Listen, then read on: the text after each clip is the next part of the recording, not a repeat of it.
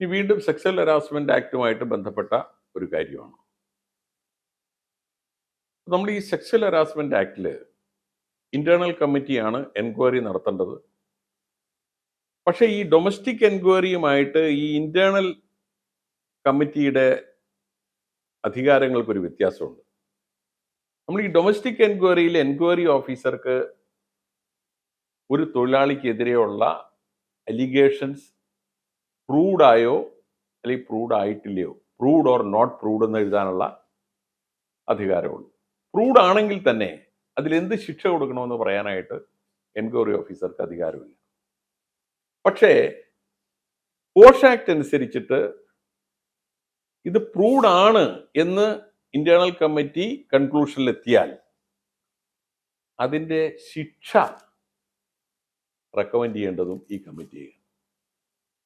അപ്പൊ ഇതിലൊരു പ്രധാനപ്പെട്ട പ്രശ്നം, കമ്മിറ്റി ഒരു ശിക്ഷ റെക്കമെൻഡ് ചെയ്യും, ആളെ പിരിച്ചുവിടാൻ പറയുന്നു. പക്ഷെ മാനേജ്മെന്റ് അത് പരിശോധിച്ച് എം ഡിക്ക് തോന്നുകയാണ് അതൊരു കടുത്ത ശിക്ഷയായി പോയല്ലോ, അത് വേണ്ട, അയാളെ ഒരു 4 ഇൻക്രിമെന്റ് കട്ട് ചെയ്ത് ഒരു 4 ഇൻക്രിമെന്റ് കട്ട് ചെയ്തിട്ട് അയാളെ തുടരാൻ സമ്മതിക്കാം എന്ന് എം ഡിക്ക് തോന്നുന്നു. എം ഡിക്ക് ഈ ഡിസിഷൻ ചേഞ്ച് ചെയ്യാൻ പറ്റുമോ?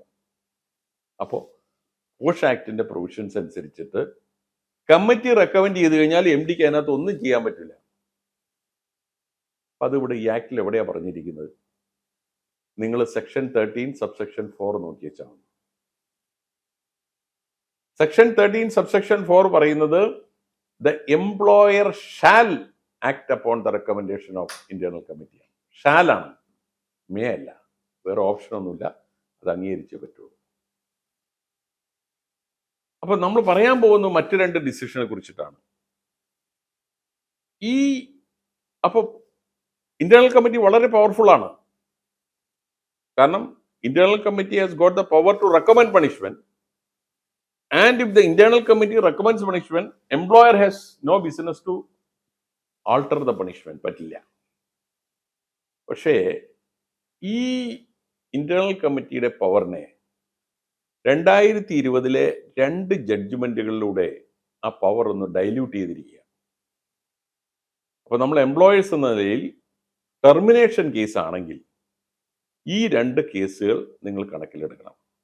അത് ഒന്നാമത്തെ കേസ് നിഷ പ്രിയ ഭാട്ടിയ, ഒരു റോയിലെ ഉദ്യോഗസ്ഥയായിരുന്നു. 2020 കേസാണ്. അതേപോലെ തന്നെ 2020 വന്ന മറ്റൊരു case CP Vijayakumaran Nair versus central university of Kerala. ഈ 2 ഡിസിഷനിൽ സുപ്രീം കോടതി പറഞ്ഞു, ടെർമിനേഷൻ റെക്കമെൻഡ് ചെയ്താൽ ഡൊമസ്റ്റിക് എൻക്വയറി കൂടി നടത്തണം. അല്ലെങ്കിൽ ഗവൺമെന്റ് സർവന്റ് ആണെങ്കിൽ സർവീസ് റൂൾസിൽ പറഞ്ഞിരിക്കുന്ന രീതിയിലുള്ള എൻക്വയറി കൂടി നടത്തിയതിനു ശേഷം മാത്രമേ അയാളെ ടെർമിനേറ്റ് ചെയ്യാൻ പറ്റുള്ളൂ. അപ്പൊ അതിന് കാരണം എന്താ? സുപ്രീം കോടതി എന്ത് വിശദീകരണമാണ് അതിന് നൽകിയത്? സുപ്രീം കോടതി പറഞ്ഞത്, ഈ ഇന്റേണൽ കമ്മിറ്റിയുടെ എൻക്വയറി എന്ന് പറയുന്നത് it's A fact finding enquiry, ഒരു ഇൻ ക്യാമറ പ്രോസസ്സാണ്. അതിനകത്ത് ആർക്കും പ്രവേശനമില്ല. ഈ കമ്മിറ്റി മെമ്പേഴ്സിനും അഗ്രീവ്ഡ് വുമനും റെസ്പോണ്ടന്റും അതാത് സമയത്ത് വരുന്ന ആ വിറ്റ്നസ് വരാം, പോകാം, അത്രേ ഉള്ളൂ. പക്ഷേ നിങ്ങൾ ഒരാളുടെ ജോലി നഷ്ടപ്പെടുത്താൻ പോവുകയാണ്. അല്ല എഴുതിയിരിക്കുന്നത്, you are going to take the bread from his mouth. ആ ശിക്ഷ കൊടുക്കണമെങ്കിൽ he should be given a full opportunity to defend his case and prove his innocence. അയാളുടെ നിരപരാധിത്വം തെളിയിക്കുന്നതിനുള്ള പരിപൂർണമായ ഒരു അവസരം കൊടുത്തിട്ടേ ചെയ്യാൻ പാടുള്ളൂ. അത് IC എൻക്വയറിയിൽ ഇല്ല. ആ അവസരം എന്ന് പറയുന്നത് സർവീസ് റൂൾസ് അനുസരിച്ചിട്ട്, അല്ലെങ്കിൽ സ്റ്റാൻഡിംഗ് ഓർഡർ അനുസരിച്ചിട്ട്, അല്ലെങ്കിൽ ഒരു ഡൊമസ്റ്റിക് എൻക്വയറിയിലേ ഉള്ളൂ. കാരണം ഡൊമസ്റ്റിക് എൻക്വയറിയിലാവുമ്പോൾ ഇയാൾ സഹായത്തിന് ആളെ കൊണ്ടുവരാം. He has got a full opportunity. 2 presenting officer, management representative, ഒരു അഡ്വക്കേറ്റോ ലീഗലി ക്വാളിഫൈഡ് പേഴ്സൺ ആണെങ്കിൽ yes, you can also bring an advocate. അപ്പോൾ there is a full opportunity. To defend your case and prove your innocence.